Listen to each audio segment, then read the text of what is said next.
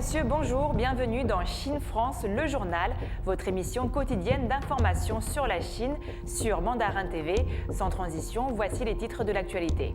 À l'approche de la fête de la mi-automne, également appelée fête de la Lune, les voyages en train en Chine atteindront un pic. La Chine a lancé lundi le vaisseau cargo Tianzhou 3. Le seuil d'entrée à la bourse de Pékin pour les investisseurs particuliers a été fixé à 500 000 yuans. Mise en service du premier centre international de quarantaine de Chine à Quanzhou. Les travaux de construction du plus grand stade de Hainan à Sanya se sont achevés. Retour sur les journées européennes du patrimoine à l'ambassade de Chine en France et au palais de l'Élysée. En Chine, les vacances de la mi-automne, également appelées fête de la Lune, commenceront dimanche. Durant cette période, les Chinois ont l'habitude de rentrer chez eux pour se retrouver en famille ou de visiter des sites touristiques. Les chemins de fer chinois devraient assurer 10,5 millions de voyages de passagers dimanche, le premier jour des vacances de la fête de la mi-automne. Pour faire face à l'augmentation du nombre de passagers et à la Covid-19, les départements ferroviaires ont renforcé la prévention épidémique et les inspections de sécurité et amélioré leurs services pour assurer la sécurité et le bon déroulement des voyages des passagers. Des désinfections plus fréquentes sont effectuées avec des équipements de nettoyage fonctionnant 24 heures sur 24 dans certaines gares. Les itinéraires d'entrée et de sortie ont été également réorganisés pour éviter les engorgements. En ce qui concerne l'aviation, l'aéroport international de la capitale de Pékin devrait accueillir environ 307 500 passagers dimanche. Tous les passagers doivent prendre leur température, présenter leur code de voyage et leur code de la santé, porter des masques et se tenir à une distance d'au moins 1 mètre les uns des autres. La fête de la mi-automne, l'une des plus importantes fêtes traditionnelles chinoises, est généralement marquée par les réunions de famille, l'observation de la pleine lune et la dégustation des gâteaux de lune. La Chine a lancé lundi le vaisseau cargo Tianzhou 3 pour livrer des fournitures à sa station spatiale en construction. La fusée porteuse Longue Marche 7Y4 transportant Tianzhou 3 a décollé depuis le site de lancement de Wensang dans la province insulaire méridionale de Hainan. Tianzhou 3 s'amarrera avec la combinaison du module central de la station spatiale Tianhe et du vaisseau cargo Tianzhou 2. Le 18 septembre, le vaisseau cargo Tianzhou 2 s'est séparé du port d'amarrage arrière de Tianhe avant de s'amarrer au port d'amarrage avant. La bourse de Pékin a fixé le 17 septembre le seuil d'entrée pour les investisseurs particuliers souhaitant négocier à la bourse de Pékin à 500 000 yuans. Aucun seuil d'entrée n'a en revanche été prévu pour les investisseurs institutionnels.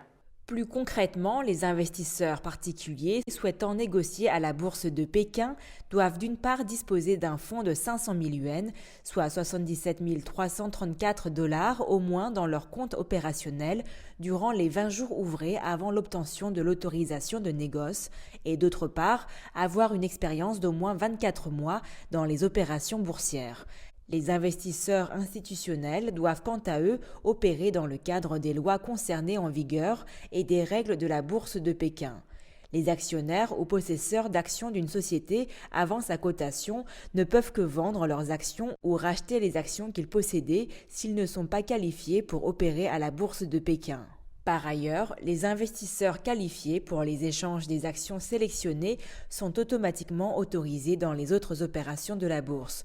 Les investisseurs intéressés peuvent procéder à l'obtention de l'autorisation de la bourse pour leurs opérations à partir du jour de la publication des méthodes d'évaluation de leur qualité. Le premier poste de santé international géant de Chine devrait être mis en service fin septembre à Quanzhou, capitale de la province du Guangdong, dans le sud de la Chine. Ce centre fournira des services de quarantaine et des services médicaux à tous les voyageurs entrant dans le pays. Les médias chinois ont annoncé le 17 septembre que ce système de centre international de quarantaine pourrait réduire le risque d'infection pendant la quarantaine et remplacer les hôtels de quarantaine. La construction de la première phase de la station est terminée et le premier groupe de 184 membres du personnel médical a commencé à travailler dans la station vendredi. D'une surface de 250 000 m² et comptant 5 074 chambres, c'est la première station de santé internationale de Chine à remplacer les hôtels de quarantaine, a rapporté vendredi 17 septembre le site Zhemian.com. Le premier groupe de personnel médical travaillera à l'aide d'équipements à intelligence artificielle pour réduire les contacts inutiles.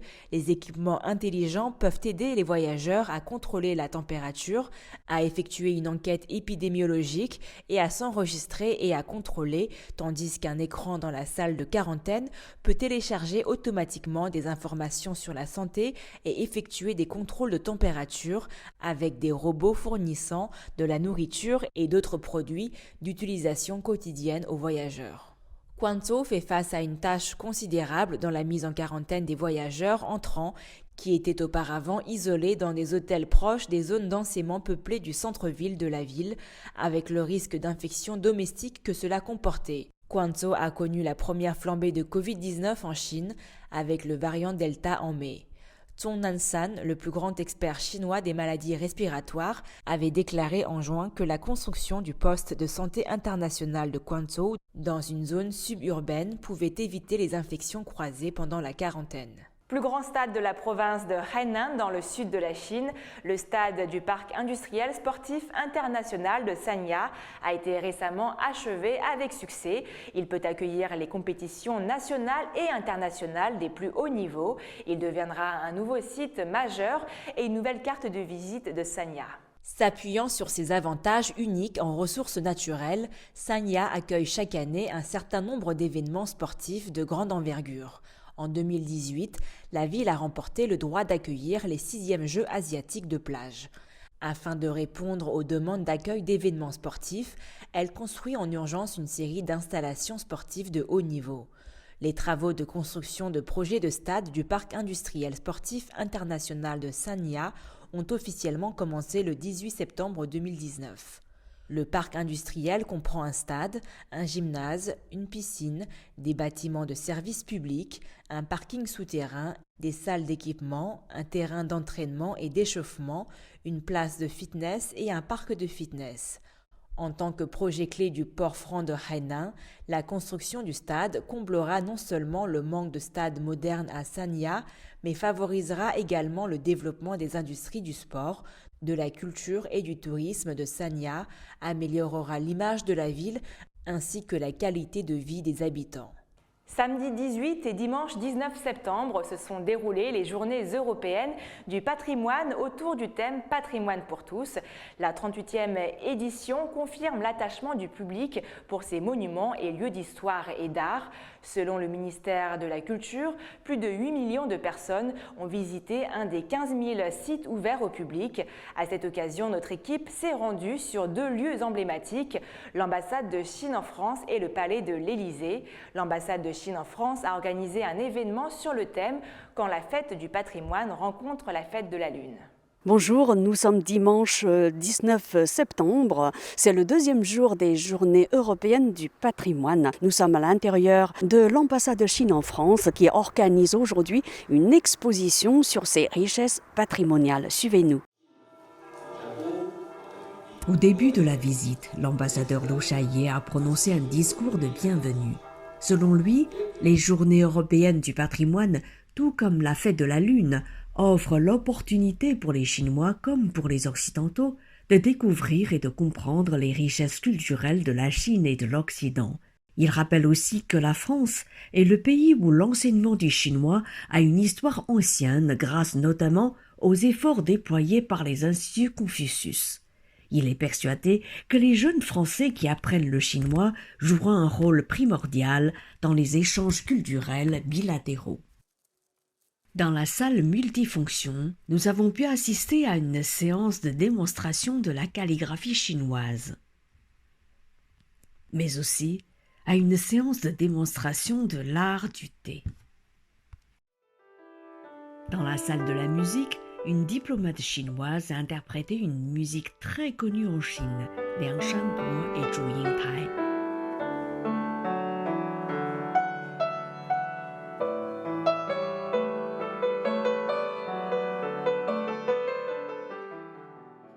Chen Jian, un artiste chinois vivant en France, spécialisé dans le guzheng, a interprété entre autres Au clair de la lune et La vie en rose.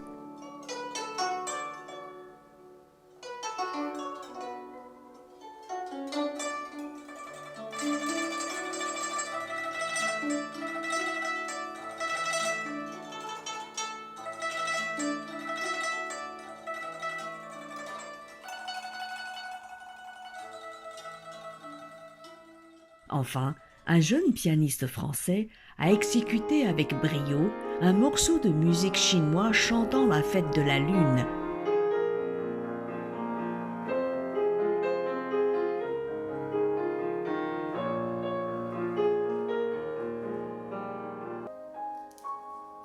Sous les applaudissements d'un public enthousiaste.